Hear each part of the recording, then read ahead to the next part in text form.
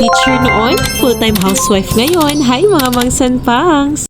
At for today's video mga mas tara, samahan nyo ko mamili ng aming mga pangailangan sa bahay. Dito ko nga napili mamili sa Charos dahil medyo mura lang talaga sila dito. At halos talaga ng mga nanay ay naku dito talaga bumibili. Kumuha na pala ako dyan ng cornflakes at saka Coco Crunch na ay naku paborito na paborito talaga ng kambal. At kumuha na rin pala ako dyan mga maspas ng 2 box talaga ng pancake. At 5 items pa lang yan talaga mga maspas pero ay naku puro talaga yan sa kambal. Mabuti na lang talaga ng mga oras na yan ay naku hindi talaga masyado maraming tao. Kaya comfortable nga ako sa pagkuha nga ng mga video. Kumuha na rin pala ako dyan mga maspas ng 2 Richie. At kumuha na rin pala ako dyan ng mini chocomocho at sunshine. Ibibigay ko nga sa mga youth namin sa simbahan. Bumili na rin pala ako dyan ng 1 pack ng breadstick at saka nitong eggnog. Alam nyo ba mga maspas ay naku pinipili ko talaga yung mga snacks na binibigay ko sa kambal. At iniiwasan ko talaga sila bigyan ng super na matatamis talaga ng mga pagkain. Dahil nga naging teacher din ako mga masanpangs. Usually yung pinapabaon nga sa kanila ng kanilang mga nanay ay naku mga matatamis talaga ng mga pagkain. Super napaka-hyper talaga ng mga bata. Kaya isa na rin yung sa rason talaga na medyo nahihirapan talaga yung mga guro sa classroom. Kaya mas mabuti talaga mga mangspasay na ko ililesen na talaga yung mga sweet foods nga sa mga anak natin. Mas maganda na rin nga siguro ipapabaunan nga sila ng mga prutas. At ang dami na talagang sinasabi nga ng mangs nyo. Sing dami ng items na ay naku na ilalagay ko nga dito sa aking cart.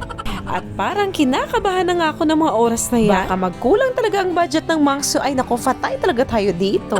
At hindi na pala ako dyan mamaspas naglista nga ng aking mga bibilihin. At medyo saulado ko naman mamaspas kaya kering-kering na talaga. At alam nyo ba yung isang sekreto ko na ay naku sigurado talaga wala akong makakalimutan nga sa aking bibilhin. At sa palagay ko mamaspas ay naku nakaka-relate talaga kayo sa akin. Sabi ko nga sa reels ko mamaspas ay naku maliit man or malaki ang budget. Lilibutin nga talaga natin mamaspas ay naku ang lahat nakasulok-sulukan talaga ng grocery store.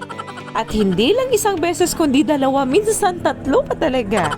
Parang hindi talaga tayo matatapos ka sa paglilibot kung hindi talaga natin na-check nga isa-isa. Or baka may nakalimutan pa talaga tayo kaya paulit-ulit talaga nating binabalikan. At anyway mamaspas, medyo ilang days na rin nga talaga ako kakahanap nga netong Yakult. At mabuti na lang talaga nung nag-grocery nga ako dito ay naku timing rin talaga na naka-restock mga sila. Nagpakuha na rin nga pala ako ng gatas nga para sa kambal. Parang feel ko mamaspas medyo madami-dami na nga itong pinamili. Ayan, pumunta na nga ako sa counter para nga magbayad. At hulaan nyo na lang mamaspas kung magkano nga itong pinamili ko lahat. Kaya mag-comment na kayo dyan sa baba ng eksaktong presyo. Mag-share lang amongst ng konting blessings galing nga sa Panginoon. So thank you Lord sa lahat ng mga blessings. Sa wakas natapos na rin nga talaga ako. So uwian na. So dito na lang muna mga sanpang. Salamat sa panonood.